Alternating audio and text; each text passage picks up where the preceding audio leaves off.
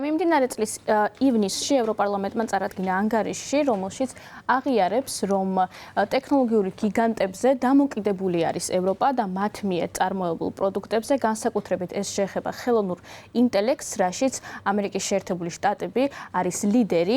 500 მილიარდი დოლარის ოდენობის ინვესტიცია აქვს ჩადებული ამერიკის შეერთებულ შტატებს ხელოვნურ ინტელექტის განვითარებაში და სწორედ ამასთან დაკავშირებით ევროპულ ქვეყნებს მიაჩნიათ, რომ მნიშვნელოვანი არის შეიქმნას ტექნოლოგიების მხრივ ევროპული ლიდერით, სწორედ ამიტომაც ევროკავშირის წევრი ქვეყნებს მოუწოდებენ, რომ იმუშაონ თავიანთ სუვერენულ AI-ზე, ანუ სუვერენულ ხელოვნურ ინტელექტზე. Euronews-მა განიხილა რამდენიმე ქვეყანა და რასთან დაკავშირებით მიმდინარეობს ამჟამად მუშაობა სხვადასხვა ევროპულ ქვეყანაში, მათ შორის ერთ-ერთი ქვეყანა არის გერმანია. გერმანია არის, როგორც გიკითხეთ, ერთ-ერთი ქვეყანა, სადაც გამოცხადა საკუთარი AI-ის განვითარების გეგმა, სახელად სუვერენული ღია კოდის საბაზისო მოდელები. გერმანიის მთავრობის თქმით, ეს გეგმა არის მცდელობა შეიქმნას ღია კოდის მოწინავე ხელოვნური ინტელექტი, რომლის ადაპტირებაც სხვა კომპანიებს შეეძლებათ. მიმდინარე წელს ამასთან დაკავშირებით ასევე მუშაობდა შვეიცარიაც. შვეიცარიაში სექტემბერში ამოქმედდა მოდელი სახელად აპერტუს, ქვეყანაში პირველი მრავალენოვანი მოდელი. აპერტუს ლათინური სიტყვა, რომელიც ღიას ნიშნავს, საშუალებას აძლევს მკვლევარებს, ექსპერტებს და საზოგადოებას მოდელის საკუთარ კონკრეტულ საჭიროებებს მოარგონ.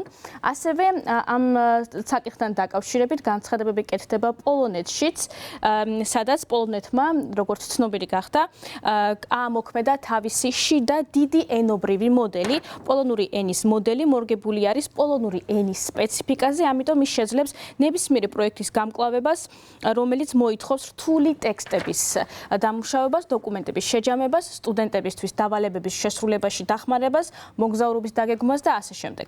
ასევე აღსანიშნავია ის, რომ მიმდინარე წელს აქტიურად მუშაობდა ამ მხრივ განვითარების ხელოვნური ინტელექტის განვითარების მხრივ ესპანეთმა სუპერკომპიუტერით გაწვრთნა ხელოვნური ინტელექტი სახელად ალია. ალია უზრუნველყოფს რესურსების ღია მონაცემების ბაზას, როგორიცაა მონაცემთა ნაკლებები, ენობრივი მოდელები და ინტეგრაციის ინსტრუმენტები ესპანურ, ბასკურ, კატალონიურ და გალისიურ ენებზე, რაც სტარტაპებს დაეხმარება საკუთარი შიდა მოდელების შექმნაში.